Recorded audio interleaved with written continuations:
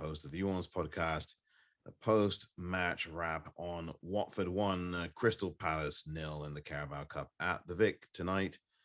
A good win for Watford, bouncing back after the poor performance on Saturday at Brighton to beat Brighton's bitter rivals and ours, Crystal Palace.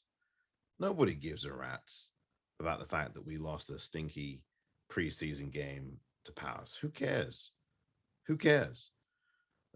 Those of us in the world who were very concerned after a friendly match, well, I think perhaps the feeling is a little bit different tonight after this Watford win. And Watford played much better in the second half, much more fluid, much more energetic. And I think that's down to the insertion of Emmanuel Dennis.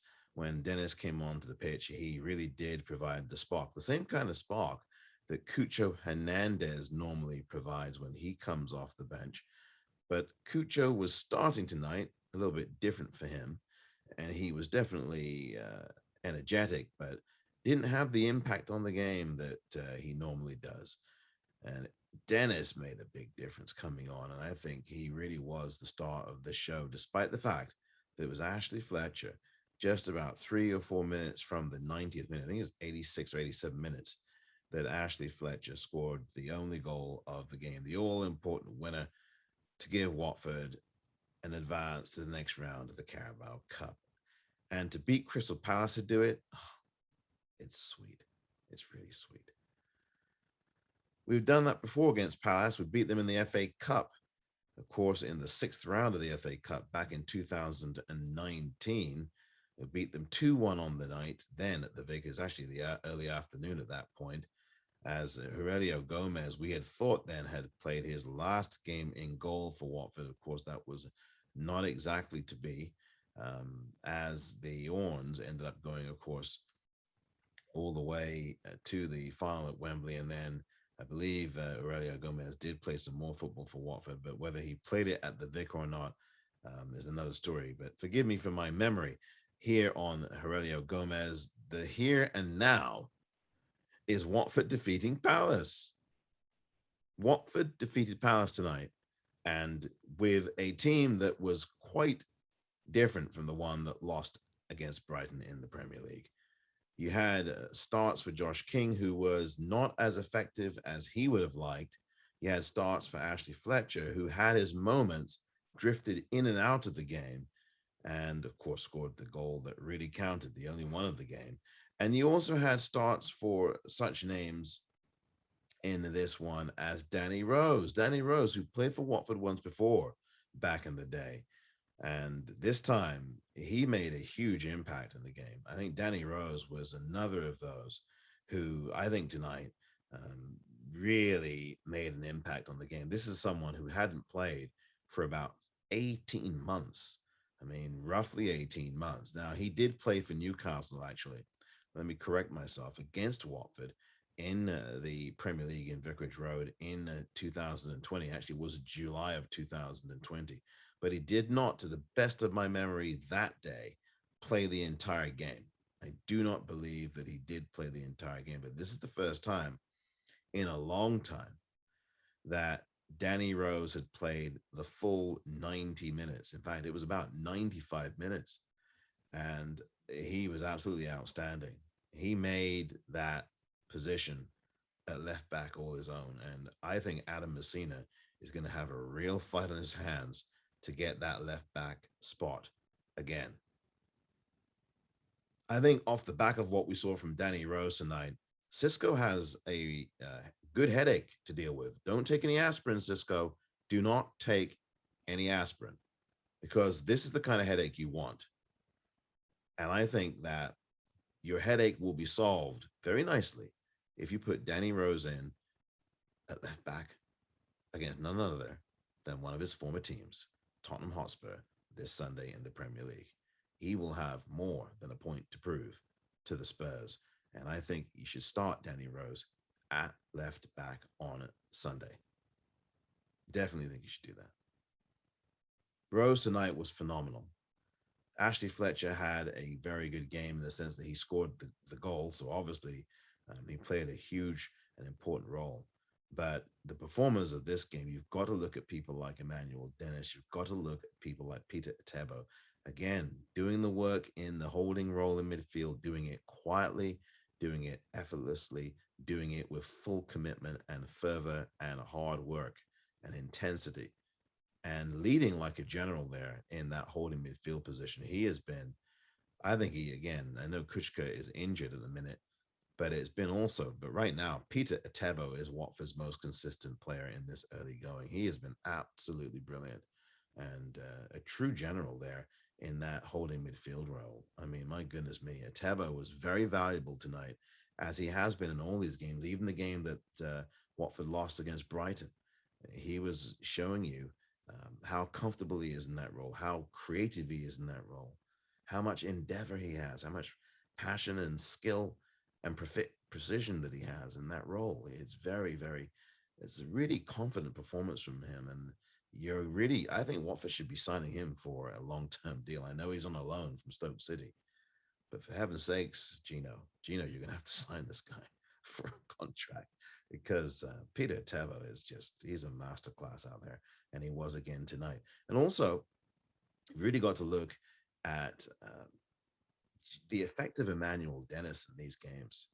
Yeah, he certainly did not get a lot of service on Saturday, feeding off scraps. But tonight, I mean, you put him in there in that second half, he absolutely had a go at that Palace defense. And he was doing a lot of this by himself until the goal. He did not get a lot of support. And I got to say, a lot of those players looked very tired tonight. I think Imran Luza, who played better tonight than he did on Saturday, he definitely is trying to acclimatize to the speed of the game in England, whether it be Premier League or even something like the Carabao Cup. You can tell that Luz is still trying to acclimatize to English football, and he looked tired in the second half of this game. And I think that I think Cisco will definitely look at him again, but he certainly um, toward the last 20 minutes or so of this game, he really did not have the legs to stay with it. But Peter Tebo is, again, I can't get over. This guy is a guy you've got to sign up for a multi-year deal. By the time you get to the end of this season, a multi-year deal for him. You have to. He is one of those that you can build around, and you can really build a strong midfield around someone like him. And Watford, of course, have got a lot of midfielders at the minute, and we haven't even seen Tufan yet. Wait till we see him. And Tufan's supposed to be really, really good. In fact, I've seen some clips of him, and I mean, just small clips of him, and he definitely looks good. But I saw him playing for Turkey, the national team, and in a game on television here not too long ago. He was really good, but you really want to get a look at him when he's at Watford, when he finally starts to play. And I don't know when that's going to be, but you've got to look at him. You've got to look at a number of players, and you've got to look at what I think is going to be a very good midfield for Watford for a number of years if they can get the right people around Atebo. Atebo's got to be the one you build around. Cleverly, obviously, as a veteran, you've got him. You've got Chalaba, who is likely at some point to play again. I know that there's a lot of issues around contract, but I think that's going to get sorted. I feel good about that. I feel confident. I don't have any inside information. I just feel confident that that is going to get done. Um, of course, we know that Will Hughes is pretty much a goner here, and he might well be going to Palace. That's what the latest quote unquote rumors are. But that's where he seems likely to go, if not Newcastle. But I don't think, is going to be playing anymore for Watford. And again, that's a whole nother conversation, quite frankly, for another one of these videos. But tonight's performance by Watford, they were pretty lively in the first half, but they just couldn't find the finishing touches. Just couldn't find the finishing touches. And some of that persisted into the second half, but they looked a lot more cohesive, and it looked like they had a lot more energy. And I think the presence of Emmanuel Dennis energized that whole team in that second half. So for me, Dennis was the performer of the game. I really thought he was the man of the match here because of that. Now, some of you, as fellow Watford fans, would say Ben Foster, because he did make some really big time saves, especially in that second half. In both halves, he was stupendous, Ben Foster.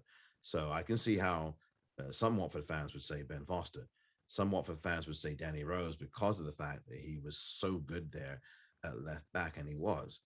Having not really played 95 minutes of football in an age, he is someone who, with all of the off-field situations that he's talked very openly and publicly about, dealing with depression, dealing with blatant racism, dealing with all of these kinds of things in a society, and for Danny Rose to come back and play like this is, this is really good for us. It's really good for the team.